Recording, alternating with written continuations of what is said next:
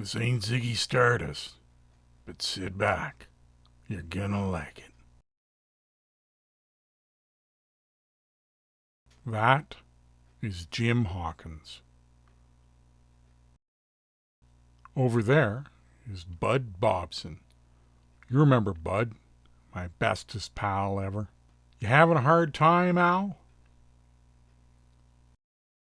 And that's me, Alan Bland. You have found me on this particular spring day of 1976 way too stoned. Jim, I think I'm way too stoned. I remember I was 16. I can't remember what I took that day. Whatever it was, it increased the effects of gravity tenfold. My cigarette must have weighed 18 pounds. Jim, should a cigarette be this heavy? But that is another story. This one is about Jim Hawkins, that sleepy town spring, and all those drugs. Huh. Is this your first time? Time. That was the thing. We had so much time. Free time and inventive minds. Trying to estimate and then articulate Jim's influence on Bud and I is a challenge. Even without his abundant supply of world-class pharmaceuticals, you could say Jim was a gatekeeper. He opened an escape hatch, allowed Bud and I to be free of the confines of Sleepytown. And sometimes you didn't even have to leave the couch.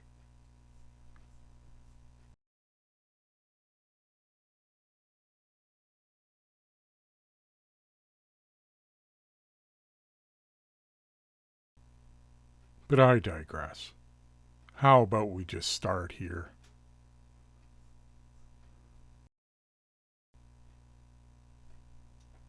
So what do you say? No, I would never. Why would you think that? No. That would be crazy. In the late spring of 1976, I had a choice to make. The government mandated that of the 8 classes I had to take, I could not avoid 5 specific courses: math, history, science, English, and geography.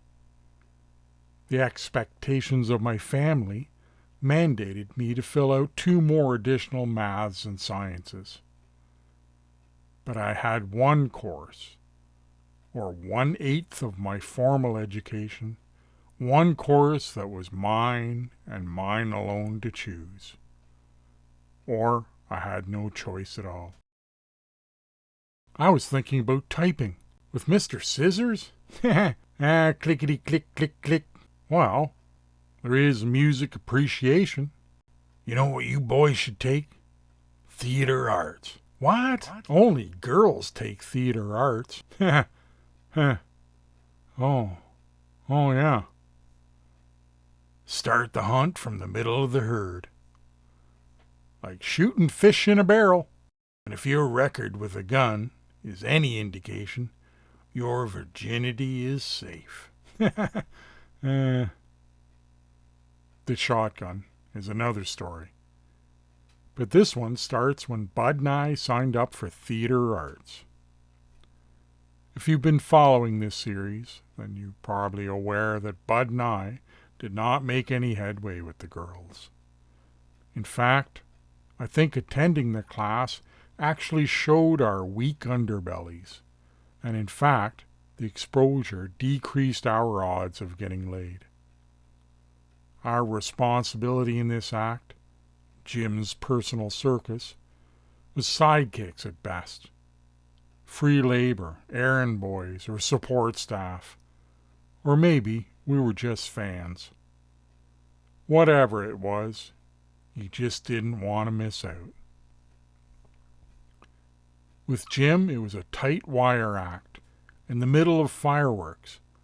Your head was too close to the speakers. You were neurologically impaired and being chased by the cops all at the same time. But I'm digressing. I promised to tell the puppet show story, so let's get to it. First of all, I don't know how the teacher, Miss Softspine, allowed Jim to get away with what.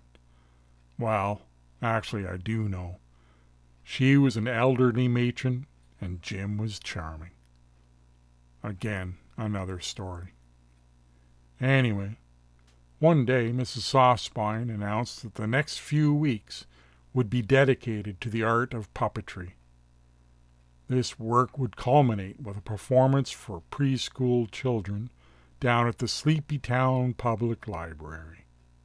It was a road trip. Upon hearing the announcement, all the girls started to sew buttons on socks and began to practice squeaky voices. Jim planned an entirely different creation.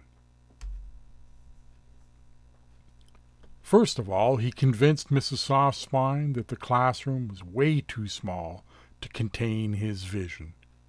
He must be allowed to go outside to create his puppet. True to his word, which Jim always was, he created a monster. As with many of my adventures with Jim, we began at the local dump. Jim had a UF-719 Korean War-era mine detector. However, this day, the device was not required.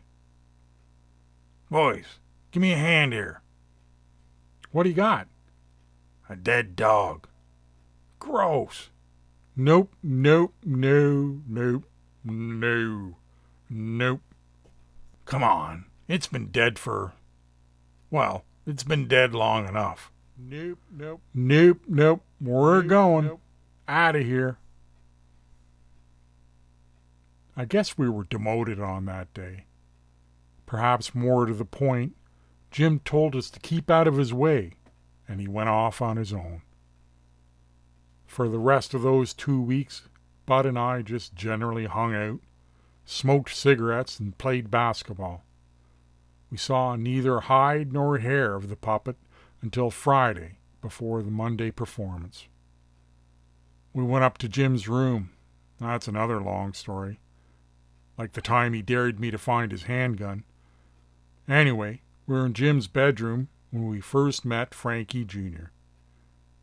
This marionette stood about 4 feet tall, and he was beautiful from the ground up. The soles of his shoes were solid lead. These boots grounded the beast and gave the little man a steady platform.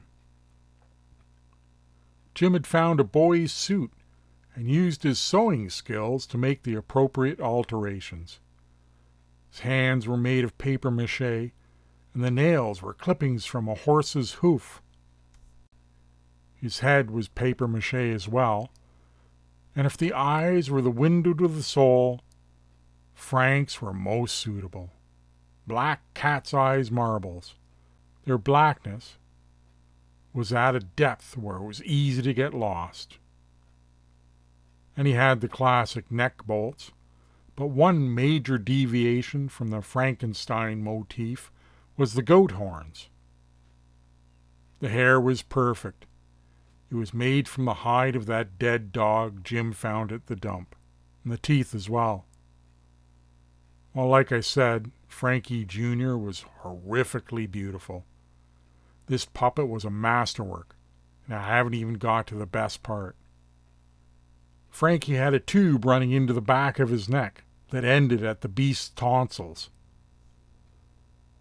So like I mentioned, it was 1976, and the band Kiss had more than captured our attention. All that weekend we worked on trying to get little Frankie to turn into a flamethrower.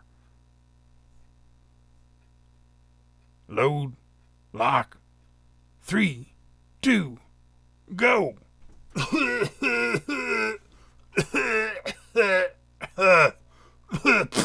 Oh. I don't know, boys. Those back teeth are getting a bit charred. You gotta blow harder. Shut up. No, it's true. If we could get that fuel moving faster. I don't know, boys. Not enough time for a rebuild. We're going to plan B. Not a bad thing. I was thinking fire and books. Well, buck, buck, buck, buck, buck. Despite that day's disappointment, we eventually got to ignite some gunpowder as part of performance. Inside the school. It was a finale of sorts. No, Jim, no! Stand back! How we never got expelled or arrested, I will never know. Looking back, God bless Mrs. Softspine and her tolerance for artistic freedom. Anyway, Monday morning arrived, and I remember waiting outside the library on a crystal clear morning. I remember watching those children walk in. Back in the day, there wasn't a lot of early child care education, and this performance would be a big event for the little tykes. They had no idea. Jim had demanded that we headline, so as the girls and their sock puppets warmed up the crowd, we had time to slip out and smoke a joint.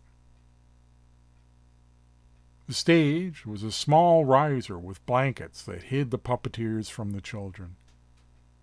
The plan was, Bud and Jim would manipulate Frank Jr. from behind this curtain, and I was given the job of floor director. I would sit off to the side where I'd have a clear sight line to both Jim and Bud and the crowd. I would provide cues.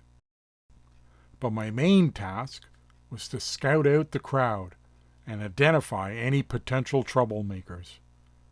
Again, remember that the audience was mainly 3- and 4-year-olds, so this title of security came with more than a few jokes.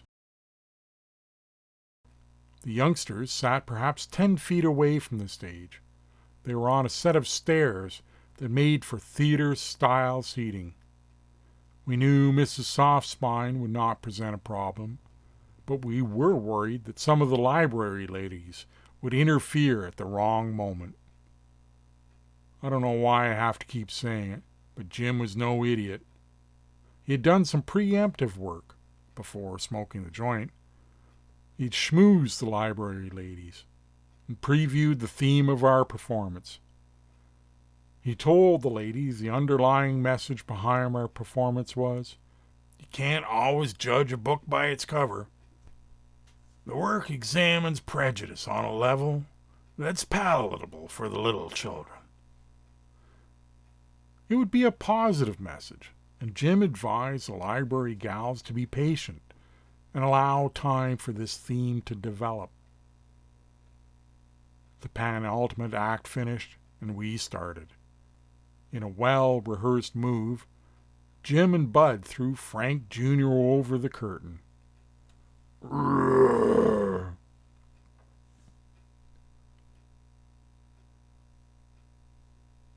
Children, remember how we talked about make-believe?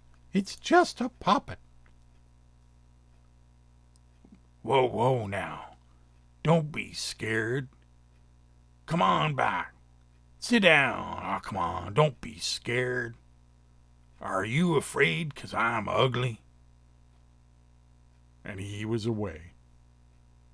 This opening reaction was more than we could have hoped for, and Jim went into the meat of the message quicker than originally planned. I monitored the library ladies. They seemed fascinated with the performance. They helped out a great deal by calming down the kids and herded them back to their seats. As I scanned the young tykes, most of them were wide-eyed beyond belief. I could not keep my eyes off one young lad who was sitting in the front row, dead center. And later telling him this story, we called the kid Casper. In a gravelly voice, Jim told Frank Jr.'s story. It was a sad tale of loneliness and despair.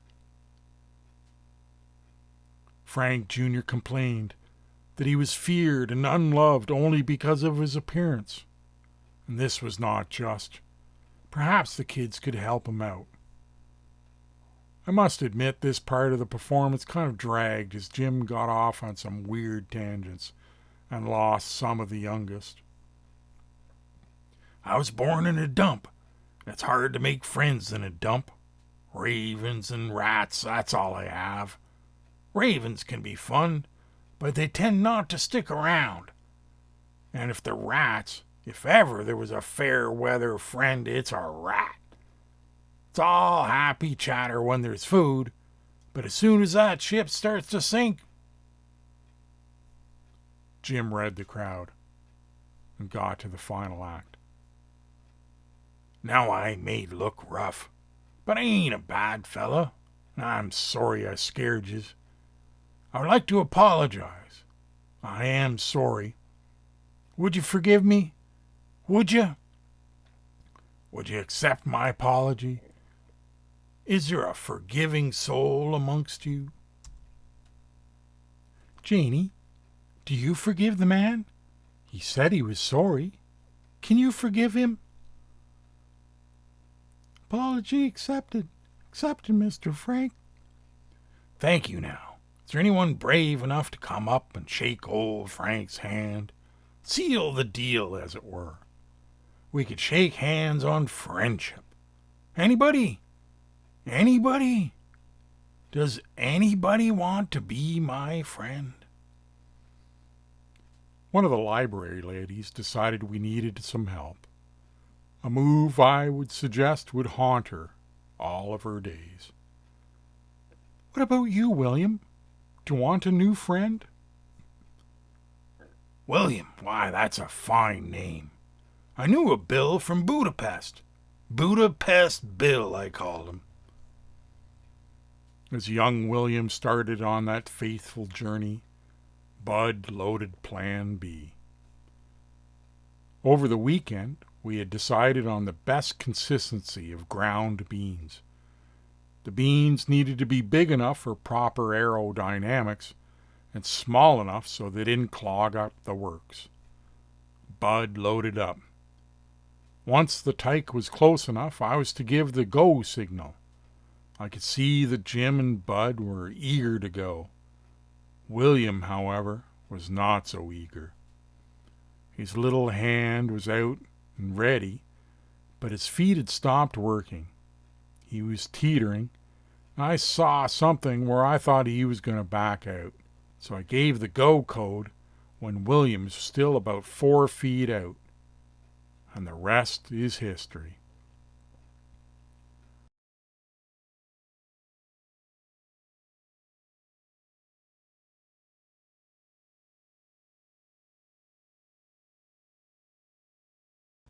The flight of that vomit was something I hope I will never forget. I believe it was still in the air when the room started to clear. There was a cacophony of high-pitched screams as the children ran from the horror. Bud and I laughed our asses off, and Jim remained in character. Sometimes a book cover is accurate. Sometimes you should avoid the ugly people. And on he went. Kids clamored to get away. No one listened to the library ladies pleading for calm. They trampled the fallen and rammed themselves into locked doors. All except little Casper, still sitting in the front row.